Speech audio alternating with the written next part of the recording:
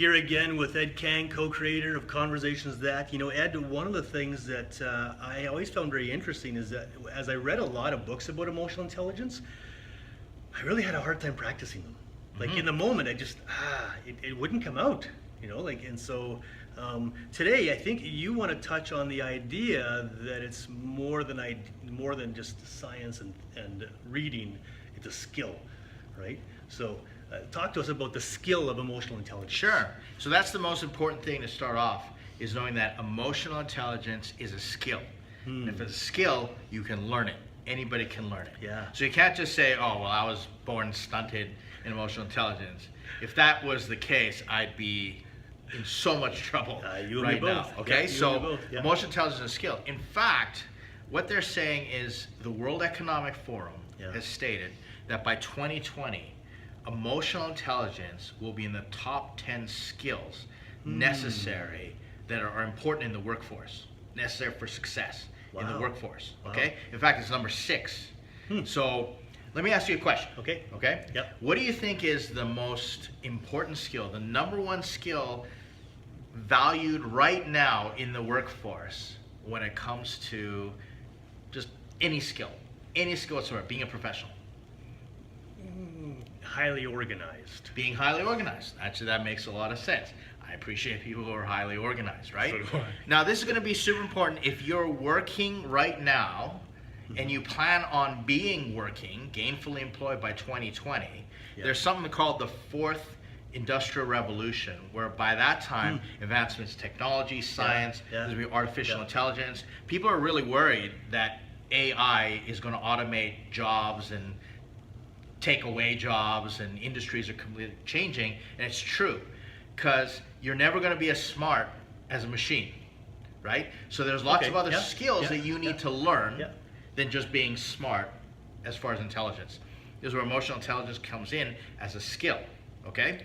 Now, if you are a parent and you're training your kids and you know they're going to be entering the workforce by 2020 or before then, this is also really important, okay? So right now, what they looked at, this is actually from 2015, the number one skill is complex problem solving.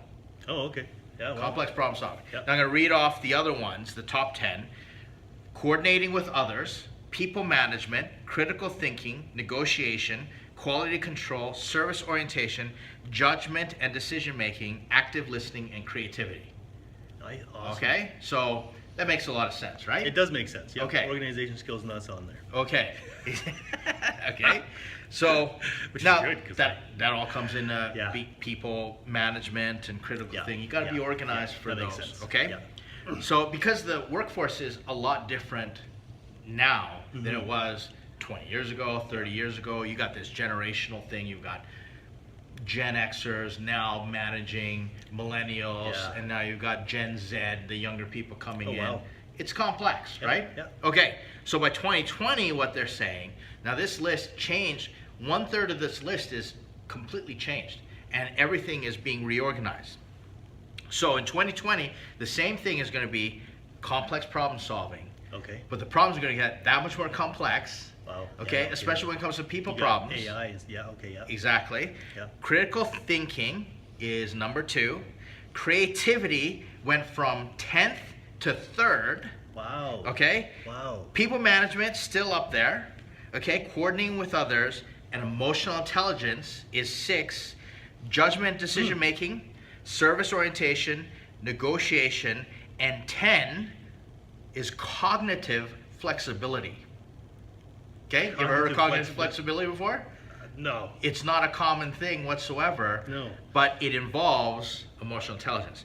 In essence, half of these skills there involve emotional intelligence as a foundation. Wow. Not only is it a skill recognized itself, it's going to impact all the other 10 that managers and companies are looking for by the year 2020. Which, it makes sense when I think about it, because you're really talking about the essence of humanity versus AI, right? Is our emotions and our ability to navigate, control, and regulate. Exactly. There are things that people can do that machines won't be able to do, right? And we'll touch on this in another video. It's a whole other topic. Yeah. But you said in the beginning, learning emotional intelligence by reading books and watching Yeah. videos and learning the theory of emotional intelligence.